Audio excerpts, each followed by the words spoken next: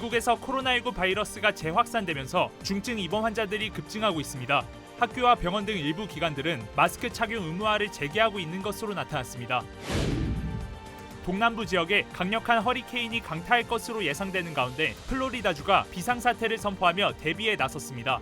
캘리포니아주는 오늘부터 내일까지 폭염주의보가 발령됐습니다.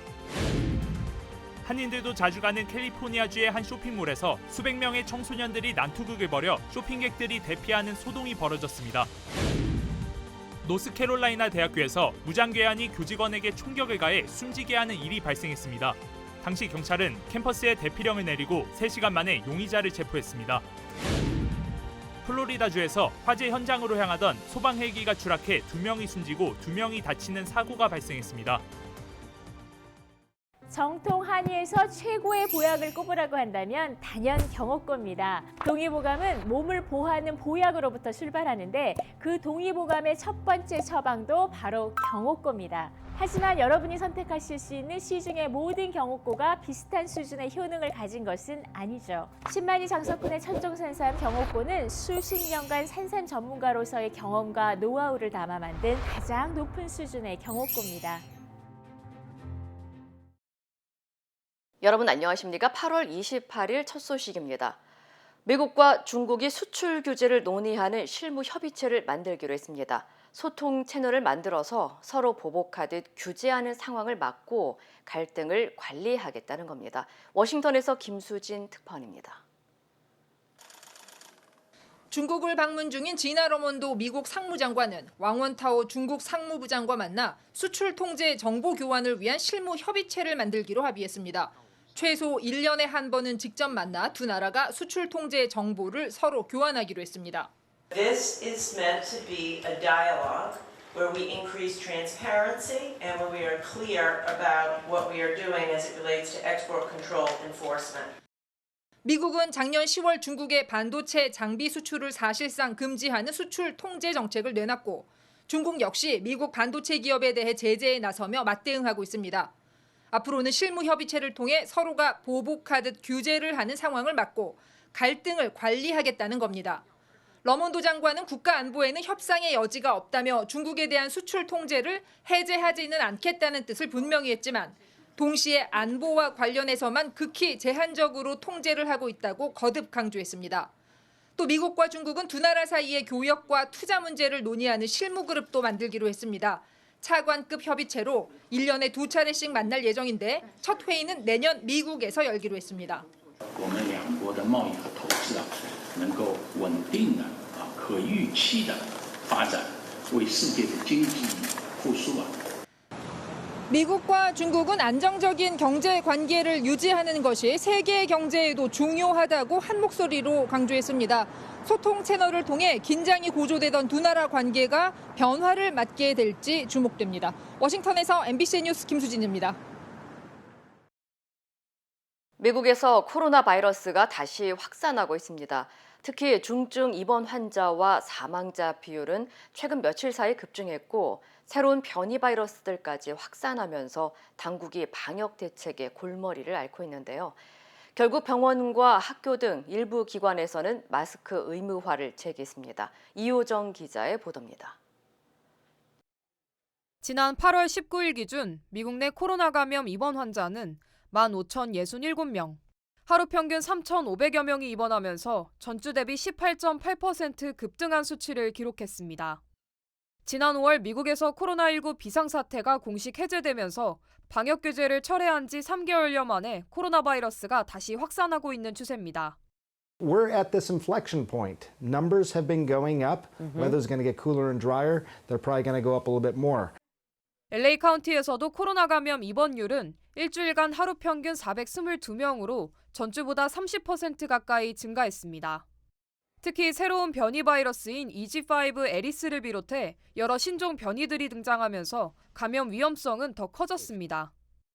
또 여름 휴가철과 개학 기간 동안 행사와 여행이 늘었고 최근 계속되는 폭염으로 실내 활동이 잦아지면서 바이러스가 확산하기에 유리한 환경이 형성됐다는 분석입니다. Yes, COVID is spreading. It's causing a lot of mild infections, and here and there, at the moment, It's caused an increase in hospitalization among people who are the most vulnerable. These are all mutated strains. And of course, COVID has always had an increase during the summer. And then we anticipate once again an even more robust increase this winter. 이 같은 확산에 캘리포니아주와 애틀랜타주, 그리고 텍사스주 등 미전역의 일부 학교와 기업, 그리고 병원에서는 마스크 착용 의무화를 재개했습니다. 또 단체 행사를 취소하는가 하면 양성 반응을 보일 경우 5일간 자가격리에 들어가는 등 방역 지침을 다시 내리기 시작했습니다. So we were up to over 20% of our staff that had tested positive. I tested myself with my physician, and I too tested positive for COVID. It was a no-brainer that it was in the best interest of keeping everyone safe. 당국은 변이 바이러스를 대응할 새로운 백신을 이르면 9월 말부터 접종할 수 있도록 준비하고 있습니다. 그러면서 바이러스 재확산을 막기 위해서는 심각한 규제가 동반되지 않더라도 자발적인 마스크 착용이나 증상이 나타날 때는 외부 활동을 자체적으로 삼가할 것을 당부했습니다. MBC 뉴스 이호정입니다. 미 남동부 해안에서 강력한 허리케인이 잇따라 형성돼 내륙으로 접근하면서 플로리다와 조지아, 엘라바마 등 인근 지역에 주민 대피령이 내려지면서 주의보가 발령됐습니다. 국립 허리케인 센터는 오늘 열대성 폭풍 이달리아가 멕시코만에서 플로리다와 조지아주, 노스캐롤라이나주 등 미국 남동부 지역으로 최고 시속 120에서 150마일로 북상하고 있다고 밝혔습니다. 또 카리브해에서 발생해 시속 103마일의 열대성 폭풍 프랭클린도 오늘 30일 이후부터 미국 동부 해안을 강타할 것으로 전망됐습니다. 당국은 내일부터 30일까지 플로리다 서해안과 조지아주 남부 지역에 6인치가량의 비가 올 수 있고 오는 30일부터 31일까지는 노스캐롤라이나와 사우스캐롤라이나까지 폭우가 확대될 것으로 예보됐습니다. 이로 인해 플로리다 주정부는 지난 26일부터 33개 카운티에 비상사태와 허리케인 주의보 등을 발령했지만 현재는 46개 카운티로 확대했습니다. We have 2,500 guardsmen and airmen that are pre-staged, but 3,000 more are currently being mobilized and are on the way for a total of 5,500, and they'll have at their disposal 2,400 high-wheel vehicles, 12 aircraft. 한편 LA 일대와 산타모니카 산악 지역 등 일부 캘리포니아주 남부 지역은 오는 수요일까지 기온이 화씨 109도대를 기록할 것으로 예보됐습니다. 한인들도 자주 가는 토렌스의 한 대형 쇼핑몰에서 청소년 1000여 명이 난투극을 벌이고 쇼핑객들이 대피하는 소동이 벌어졌습니다. 토렌스 경찰국은 어제 오후 4시쯤 데라모 쇼핑센터에서 수백 명의 10대들이 쇼핑몰을 뛰어다니고 싸움을 벌이고 있다는 신고를 받고 가디나와 엘세군도 그리고 LA 경찰국 등 일대에 다른 경찰들이 대거 투입됐다고 밝혔습니다. 경찰은 정확히 몇 명이 난투극을 벌였는지 확실하지 않지만 현장에는 1000여 명의 청소년들이 모여 가담한 것으로 추산했습니다. 10대들은 서로 주먹질을 하는가 하면 최소 한 발의 총이 발사됐지만 총격으로 인한 부상자는 발생하지 않은 것으로 알려졌습니다. 경찰은 저녁 9시가 되어서야 상황이 정리됐고 현재까지 난투극의 원인은 확인되지 않았다고 밝혔으며 매장 절도나 강도 행각은 벌어지지 않았다고 덧붙였습니다. 한편 어제는 영화를 $4에 볼 수 있는 전국 영화의 날로 각 지역 학생들이 영화관에 대규모로 모였으며 샌프란시스코 등 일부 다른 지역에서도 10대들의 난투극이 있었던 것으로 전해졌습니다. 명문대 노스캐롤라이나 대학 채프힐 캠퍼스에서 한 무장괴한이 교직원 한 명에게 총격을 가해 수업이 중단되고 캠퍼스 전체에 대피령이 내려지는 등 소동이 벌어졌습니다. 노스캐롤라이나 대학 경찰국은 오늘 오후 1시쯤 채프힐 캠퍼스에 총기로 무장한 아시안 남성 타일리 씨가 교직원 한 명에게 총격을 가했다고 밝혔습니다. 용의자는 중국 우한대학교 물리학과를 졸업하고 루이지애나 주립대학교에서 재료과학 석사 학위를 받은 뒤 노스캐롤라이나 대학교에서 응용 물리학 박사 과정 중이었던 것으로 알려졌습니다. UNC police received a 911 call at 1:02 p.m. this afternoon reporting shots fired at Caudle Laboratory, and the emergency siren sounded at 1:04 p.m., notifying campus of the emergency and issuing a lockdown. Upon arrival at Caudle Labs, police discovered one individual, a faculty member, had been shot. Unfortunately, as we have reported, this person is deceased.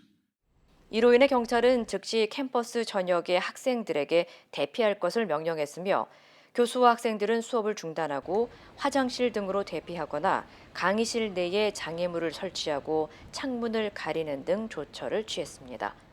일단 맨 처음에 경고 문자 왔을 때는 심각하지 않은 수준으로 받아들였는데 트위터나 이런 막 SNS에 사람이 죽었다, 뭐 몇 명이 부상이 당했다 이런 뉴스를 듣고 나서 애들이 다 좀 공포에 질린 모습이 좀 보이더라고요. 학교에서 올 클리어 될 때까지 빌딩 밖으로 나가지 말라고 해서 빌딩 안에 다 있었어요. 사건 생기고 나서 레스트 오브 데이에 이벤트나 수업 같은 거 다 캔슬된다고 메일 왔었고. 용의자는 사건 발생 이후 3시간 만에 캠퍼스에서 체포됐으며 아직 정확한 범행 동기는 밝혀지지 않았습니다. 대학 측은 대피령을 해제했지만 내일까지 모든 수업을 휴강한다고 발표했습니다.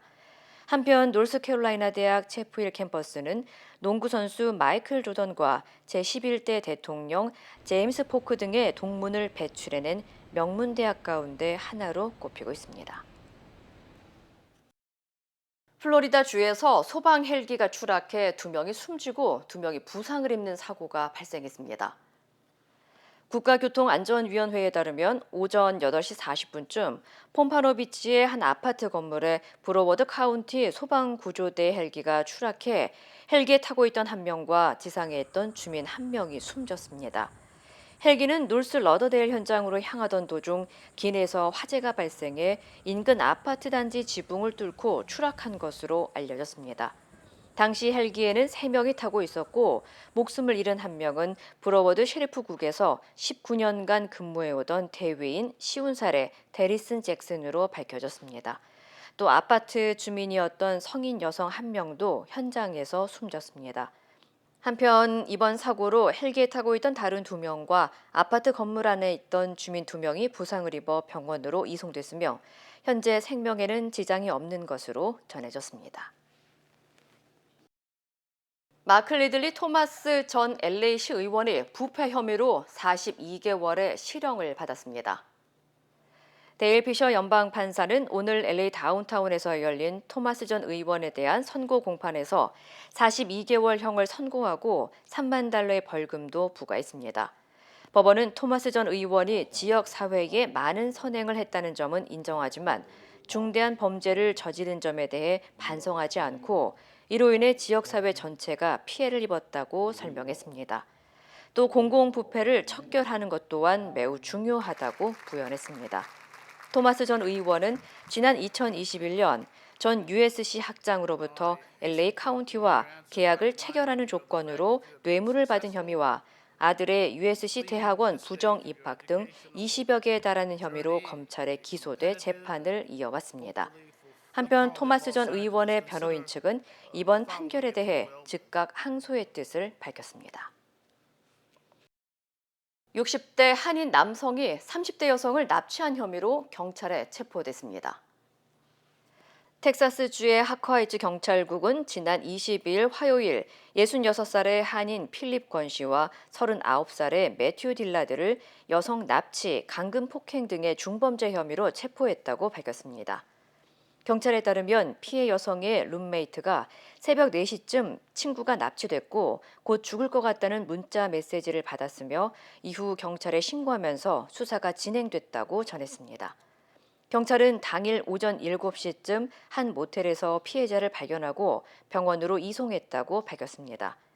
피해 여성은 지난주 월요일 납치된 것으로 알려졌으며 경찰은 이번 사건이 원한 관계나 남녀 관계에서 비롯된 것으로 보고 범행 동기를 수사하고 있습니다. 현재 권 씨는 $100만, 공범인 딜러드는 $200만 보석금이 각각 책정된 채 벨카운티 교도소에 수감 중입니다. 연방정부가 관할하고 있는 남극 기지의 성폭력 실태가 심각한 것으로 드러났습니다. 치안 유지 체계가 부족해 여성 직원들이 성폭행을 당해도 묵살되고 있다는 주장이 나왔습니다. 국립과학재단 NSF가 지난해 발간한 보고서에 따르면 맥머도 남극 기지에 있던 여성 59%가 성추행이나 성폭행, 괴롭힘을 당한 적이 있다고 응답했습니다. 하지만 최근 5년 동안 성폭행에 대한 신고는 단 한 건도 보고되지 않은 것으로 조사됐습니다. 실제로 리즈 모너운 기계정비공은 기지에서 성폭력을 넘어 생명의 위협까지 받았지만 아무도 도와주지 않아 자신을 보호하기 위해 작업복이나 속옷에 항상 망치를 지니고 생활했다고 증언했습니다. 또 급식 노동자던 한 여성 직원은 남성 동료에게 성폭행을 당해 상사에게 고발했지만 2개월 뒤 여성 직원이 해고된 것으로 알려졌습니다. 해당 기지는 70%가 남성으로 이루어져 있고 기지에는 경찰이나 유치장은 없으며 무장한 연방 법집행관 1명만이 치안을 담당하고 있어 치안 유지 체계가 사실상 없다는 것도 문제로 지적됐습니다.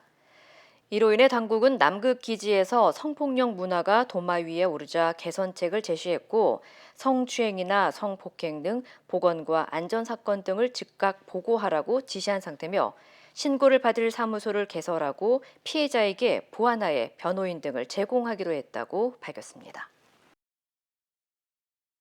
영국 스코틀랜드 네스호에 산다는 전설의 괴물 네시를 찾기 위해 전 세계에서 수백여 명의 탐사대가 나섰지만 결국 실체는 찾지 못했습니다. CNN 등에 따르면 지난 주말 동안 세계 각국에서 온 지원자 수백여 명이 열 스캐너를 비롯해 드론, 적외선 카메라, 음파 탐지기 등을 동원해 네스호 수색에 나섰지만 별다른 성과를 거두지 못한 것으로 알려졌습니다. 다만 일부 탐사대는 수색 도중 4차례 특이한 소리를 들었다고 밝혔습니다. We've started to detect noises which we hadn't heard before, and we can't answer them.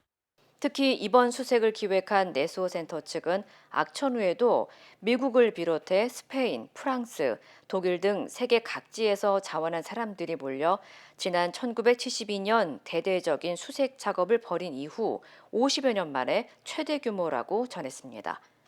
한편 네스호 괴물에 대한 전설은 6세기부터 시작된 것으로 알려진 가운데 지난 1933년 한 호텔 지배인의 내시 목격담이 언론을 통해 보도되면서 전 세계적으로 주목을 받아왔습니다.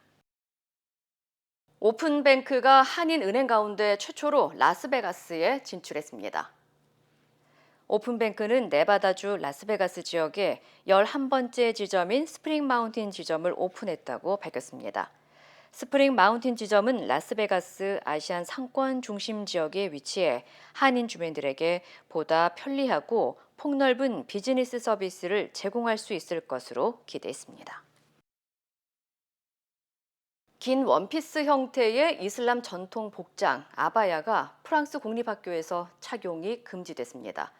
종교가 드러난다는 건데 이슬람 학생들과 진보 진영에서는 위헌적인 정책이라며 반발했습니다. 파리에서 손영 특파원입니다. 한 여성이 머리에서 발끝까지 가려진 긴 원피스를 입고 있습니다. 이슬람 전통 의상 아바야입니다. 프랑스 정부가 공립학교에서의 아바야 착용을 금지하기로 했습니다. 학생의 종교가 복장으로 식별될 수 있다는 게 이유입니다. L'école doit à tout prix, peut-être plus encore que n'importe quelle autre institution, être protégée du prosélytisme religieux, de tout embryon de communautarisme ou de refus de nos règles communes les plus importantes. 프랑스는 헌법 1조에 종교 분리 원칙을 명시하고 있습니다. 사적인 영역에서는 종교의 자유를 보장하지만 공적인 영역에서는 종교적 색채를 드러내는 것을 금지한다는 겁니다. 이에 따라 지난 2004년부터는 머리에 두르는 히잡 착용 등을 금지해왔지만 아바야에 대해서는 명확한 기준이 없었습니다. 이슬람 학생들뿐 아니라 녹색당 등 진보 진영에서는 시민 권리를 침해하고 이슬람 혐오적인 위헌적 정책이라며 반발했습니다. C'est une robe longue et assez ample. Je veux dire, elle a des manches longues, mais en soi, je veux dire, c'est un habit normal. Il y a pas de signe religieux distinctif dessus. 반면 사회당과 공화당은 이번 결정에 대해 지지 입장을 내놨습니다. 전국 학교장조합도 지침이 명확해졌다며 환영했습니다. 이번 정책은 마크롱 대통령을 이을 차세대 지도자로 꼽히며 교육부 장관에 오른 34살 아탈 장관의 첫 주요 결정으로 새로운 학기가 시작되는 다음 달 4일부터 적용됩니다. 파리에서 MBC 뉴스 손영입니다.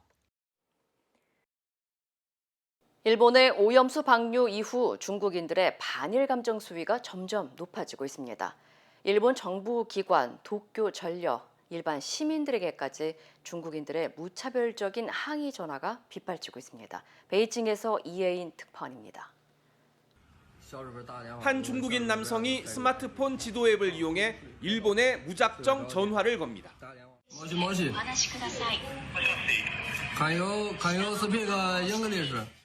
전화가 연결되자 다짜고짜 중국어로 왜 원전 오염수를 방류하냐며 항의합니다.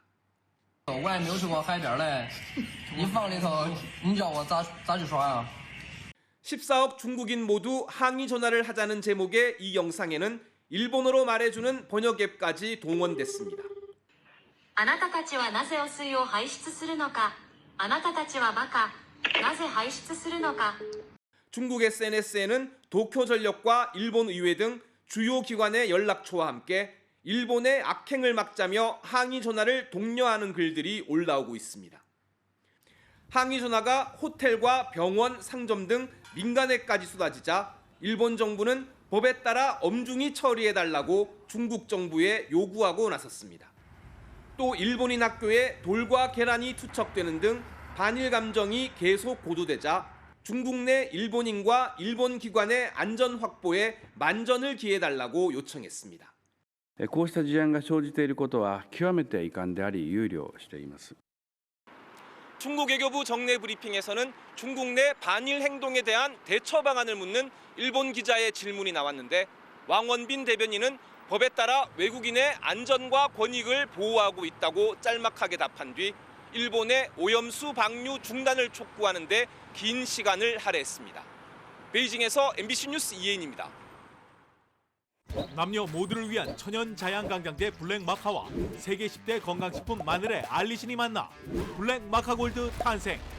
전립선 비대증, 골다공증, 생리통, 빈혈 등 성인에게 꼭 필요한 필수 아미노산 비타민이 함유돼 스트레스, 만성피로와 무기력증, 남녀 갱년기 완화 등 효과 만점. 늘 피곤한 당신을 위한 슈퍼 활력 푸드.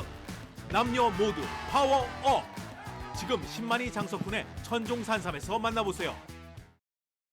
한국 정부가 육군사관학교뿐만 아니라 국방부 청사 앞에 있는 홍범도 장군의 흉상도 옮기는 방안을 검토하기로 했습니다. 대통령실은 국방부와 육사가 알아서 할 일이라면서도 논란이 있는 건 사실이라고 거들었습니다. 정상빈 기자입니다. 서울 용산 국방부 청사 앞에 선 13명의 흉상. 이순신 강감찬 장군과 윤봉길 안중근 의사 옆으로 대한독립군 총사령관 홍범도 장군이 보입니다. 육군사관학교에 이어 국방부도 홍범도 장군 흉상 이전을 검토한다고 공식화했습니다. 독립운동의 공로를 부정하는 것은 아니라면서도 이력을 거듭 거론했습니다. 홍범도 장군과 관련돼서 공산당 입당 또는 그와 관련된 활동 이런 부분이 지적되고 있어서 지난해부터도 그런 지적들이 있어서 육산의 흉상 이전 방침도 재확인했습니다. 설치 당시에도 적절하지 않다는 문제 제기가 있었지만 충분한 공감대 없이 강행됐다고 주장했습니다.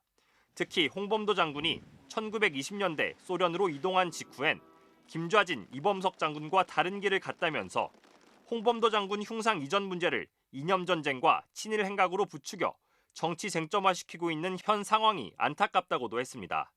대통령실은 국방부와 육사가 알아서 할 일이라면서도 논란이 있는 건 사실이라고 거들었습니다.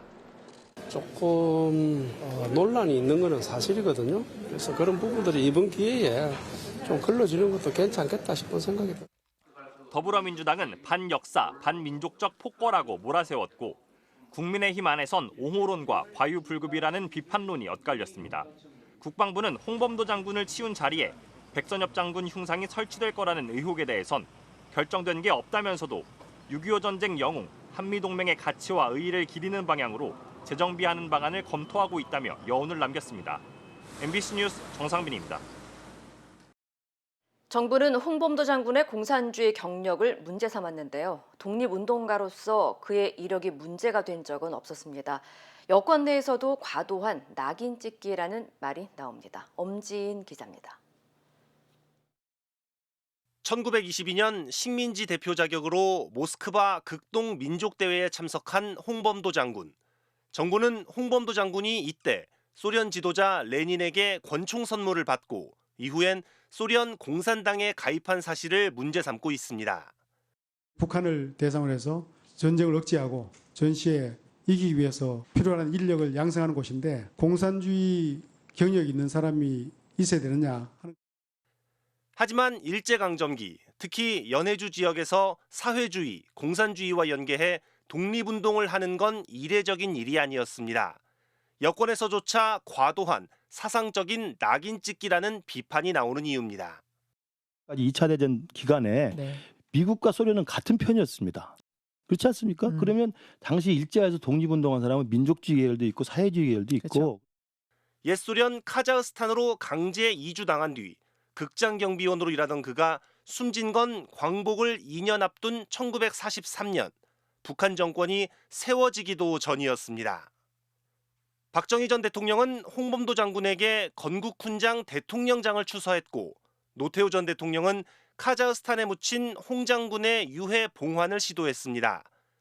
해군 잠수함에 홍범도함 이름을 붙인 건 박근혜 전 대통령이었고 문재인 전 대통령은 순국 78년 만에 홍범도 장군을 모시고 추가로 대한민국장을 건넸습니다. 군은 유해 봉환 당시 전투기를 보내 호위하고 최고의 예우를 다하겠다고 했습니다. 그리고 2년 만에 그 예우를 뒤집고 있습니다. MBC 뉴스 엄지인입니다. 더불어민주당이 1박 2일간의 워크숍에 들어갔습니다. 어제는 이재명 당대표 취임 1년이기도 했는데요. 그간의 평가와 앞으로의 전망을 남상우 기자가 짚어봤습니다. 1년 전 당에 부담이 될 거라는 일부 우려에도 78%의 압도적 지지로 당선된 이재명 대표. 재집권을 위한 토대 구축이라는 이 막중한 임무에 실패하면 저 이재명의 시대적 소명도 끝난다는 사즉생의 정신으로 임하겠습니다. 예상대로 검찰의 본격적인 수사가 이어졌습니다. 성남FC 불법 후원금 의혹, 대장동 개발 특혜 의혹 등으로 4차례 검찰 조사를 받았고 쌍방울그룹 대북 송금 의혹과 관련해 5번째 소환을 앞두고 있습니다. 유능한 대한정당 구호가 주목받지 못하면서 윤석열 정부에 대한 높은 부정평가에도 불구하고 야당에 대한 지지율은 제자리 걸음인 상황. 정권의 탄압에도 잘 버틴 것이다. 중도층 확장에 실패하고 있는 것이다. 이렇게 해석이 엇갈리는 가운데 이재명 대표 취임 1주년인 어제 민주당 의원들은 워크숍에 돌입했습니다. 정권 폭주를 바로잡겠다는 기치로 모인 이 자리에선 내년 총선 상황이 쉽지 않다는 여론 분석 결과가 공유됐습니다. 특히 이대로라면 서울을 비롯한 수도권이 위험하다는 예측도 공개된 것으로 전해졌습니다. 이탈한 민주당 지지층과 현재의 지지층을 이어낼 수 있는 그런 리더십이 필요하다라는 게 요지였습니다. 이어진 토론에서는 이런 상황을 극복하기 위해 이재명 대표의 희생이 필요하다는 의견부터 체포 동의안을 부결시키자는 의견까지 나왔는데 이 같은 경로는 어젯밤 분임 토로까지 이어진 것으로 알려졌습니다.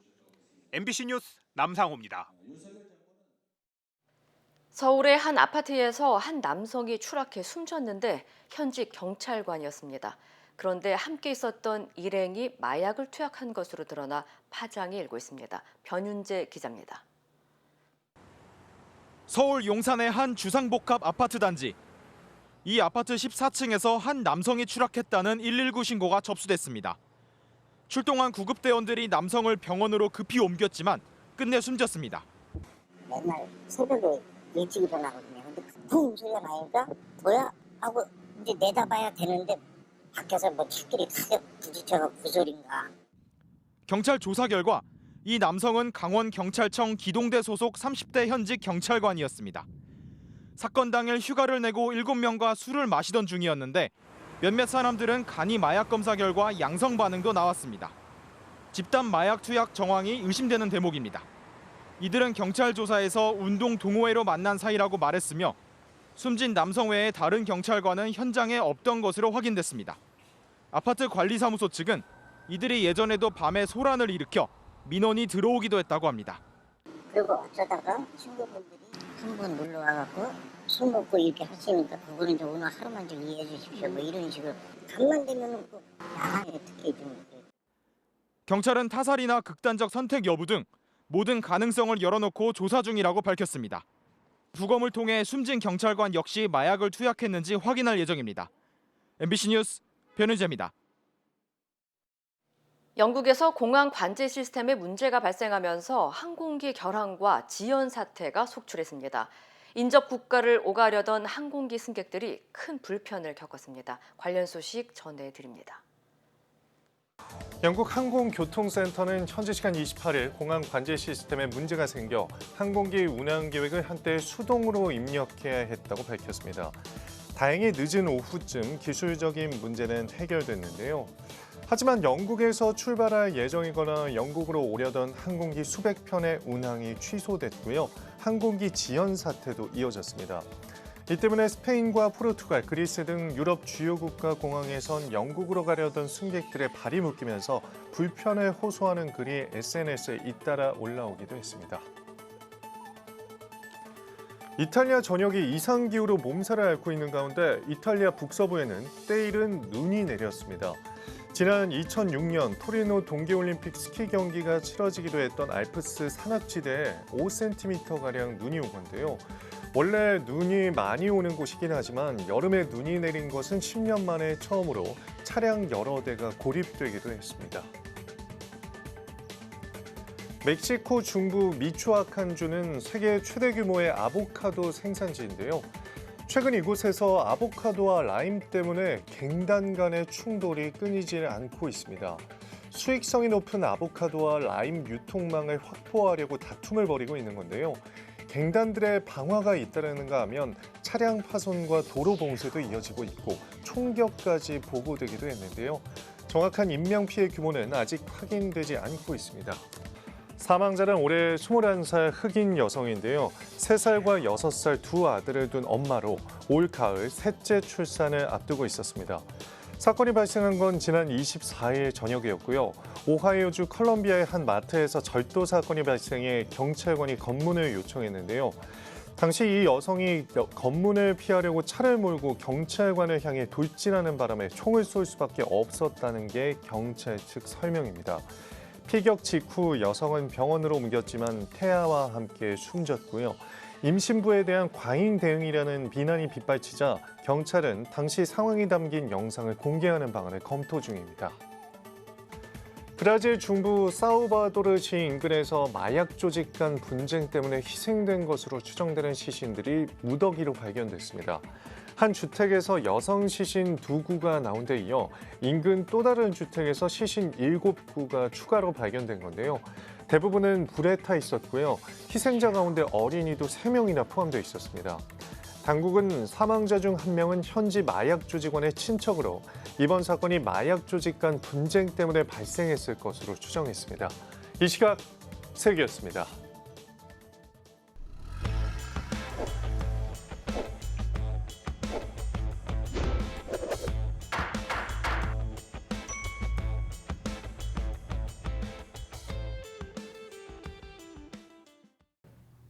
안녕하세요. 여러분의 캘리포니아 레몬법과 대형상해 전문 변호사 최미수입니다. 오늘은 우리가 8월 2023년까지 와가지고 이제는 2023년에 제일 많이 문제 있었던 차 회사들에 대해서 얘기를 나누겠습니다. 많은 분들이 물어봐요. 변호사님, 무슨 차가 제일 많이 문제가 있고 무슨 차가 제일 좋습니까? 하는 질문에서 오늘은 제일 리커가 많았던 차 회사들, 제일 문제가 많아가지고 그 차 회사가 인정을 한 리커가 제일 많은 차 회사들을 6개를 얘기를 나누겠습니다. 첫 번으로 이 차 회사는 매년마다 탑 10에 들어가 있어요. 그리고 대대로는 넘버1이에요. 이게 바로 우리 한국 분들이 많이는 안 타는 차지만 미국에서는 넘버1으로 차가 팔리는 포드 차 회사입니다. 포드 차 회사가 지금 미국에서 31 리커가 벌써 들어왔습니다. 이게 바로 무슨 말이냐. 한 달에 안 돼서도 5번 넘게 차 회사가 리커가 있었고 소비자님 꼭 차 딜러십에 갖고 오셔갖고 수리를 하세요. 문제가 이게 발생이 됐습니다. 하는 인정하는 자세로 편지가 나갔고 리커가 나갔습니다. 노리스가 나가는 상황입니다. 두 번째로 이 차 회사는 많은 한국 분들이 좋아하는 이유가 많아요. 왜냐하면 종류가 많고 차 회사가 이 차 회사인지 모르는 분들도 많습니다. 이건 바로 FCA입니다. FCA에서 Chrysler 많은 분들이 좋아하고 Dodge, Fiat, Alfa Romeo가 지금 26 리커가 이번 8월 달까지 들어온 케이스입니다. 안 돼도 한 달에 4번 리커가 있었다고 합니다. 넘버 2로 지금 들어온 크라이슬러 회사, 특별히 이 크라이슬러 패시픽가 하이브리드 모델 많은 분들이 좋아하죠. 가스도 전력하게 하고 하이브리드로 전기로 들어갈 수 있고 미니밴처럼 나왔기 때문에 한국 분들이 많이 사용하고 있습니다. 이 차에 문제가 많이 있으니까 꼭 우리 크라이슬러 아니면 FCA, 지프, 알파 로메오, Dodge, Fiat 타는 분들은 빨리 정비샵 가가지고 꼭 딜러 서비스 정비샵 가셔갖고 수리 기록을 맺으셔야 됩니다. 세 번째로 한국 분들이 되게 좋아하는 차입니다. 길에 많아요. 그리고 한국 분들이 하나 차만 타는 게 아니라 매년마다 이 차를 구입하는 바로 BMW입니다. BMW가 이번에는 넘버 3로 들어온 상태입니다. BMW 차들이 원래 잘 만들었고 있지만 지금 리커가 많이 온 이유가 전기차로 나가고 하이브리드로 나가는 바람에 테크놀로지가 많이 발달하면서 리커가 많이 들어온 상황입니다. 넘버 4 또 탑 리스트에 맨날 들어오는 차 닛산입니다. 여러분이 좋아하는 닛산 차들은 밸류가 많고 스타일이 많기 때문에 밑에서부터 되게 큰 풀 옵션으로 들어가는 닛산 차들이 있으니까 꼭 닛산도 딜러십에 들어가야 됩니다. 마지막으로는 머세디스 벤츠 그리고 자구아르입니다. 자구아르 레인지 로버. 그러니까 머세디스 벤츠 타는 분들하고 자구아르도 꼭 딜러십에 가셔야 됩니다. 오늘도 여러분하고 6개 차들 얘기를 나눴고 포드서부터 머세디스 레인지 로버까지 얘기를 나눴습니다. 이런 차를 꼭 사용하시는 분들은 빨리 시간 놓치지 마시고 딜러십에 가서 수리를 하세요. 오늘도 캘리포니아 레몬법과 대형상해 전문 변호사 최미수 변호사이었습니다. 고맙습니다.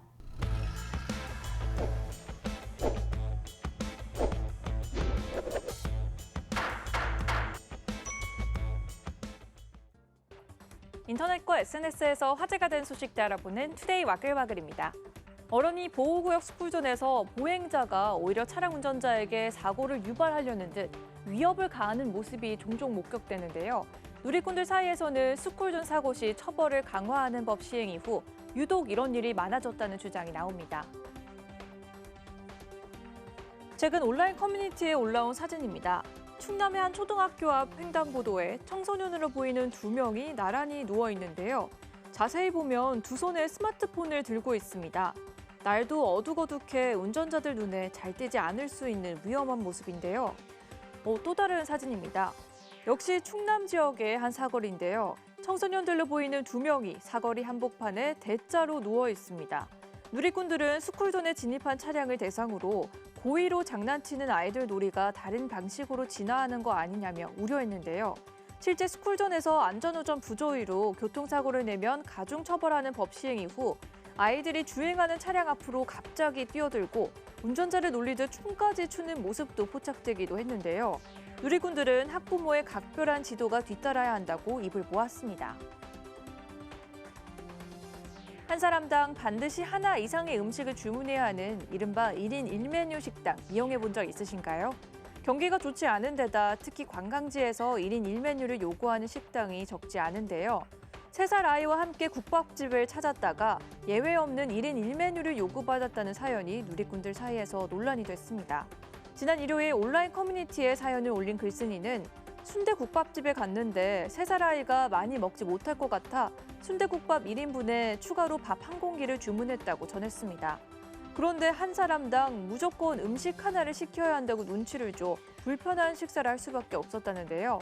누리꾼들은 경기 불황에 테이블만 차지하고 음식은 적게 시키는 사람들이라면 문제일 수 있지만 3살짜리 어린아이에게 성인 음식 1인분을 주문하라는 건 이해할 수 없다는 반응을 보였습니다.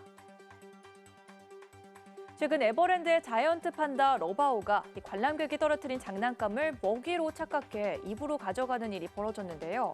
자칫 사고로도 이어질 수 있는 상황은 직원들의 발빠른 대처로 일단락됐습니다. 지난 주말 SNS에 올라온 영상입니다.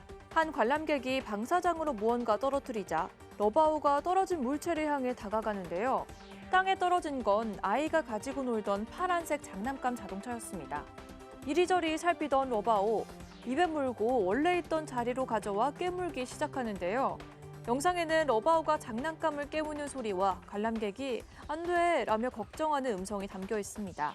온라인 커뮤니티에는 당시 상황이 담긴 사진이 공유됐는데요. 글쓴이는 장난감이 으스러지는 소리에 다칠까 봐 놀랐지만 다행히 퇴근 문 열리는 걸 본 러바오는 장난감을 두고 퇴근했다고 전했습니다. 이 소식이 알려지자 큰일 날 뻔했다며 러바오를 걱정하는 누리꾼이 많았는데요. 사육사가 어제 러바오가 물고 있던 장난감 사진과 함께 다행히 러바오에게는 아무 문제가 없다는 반가운 소식을 전했습니다. 또 장난감을 떨어뜨린 관람객이 조금 더 주의를 기울이겠다는 내용의 사과 메일도 보냈다고 덧붙였습니다.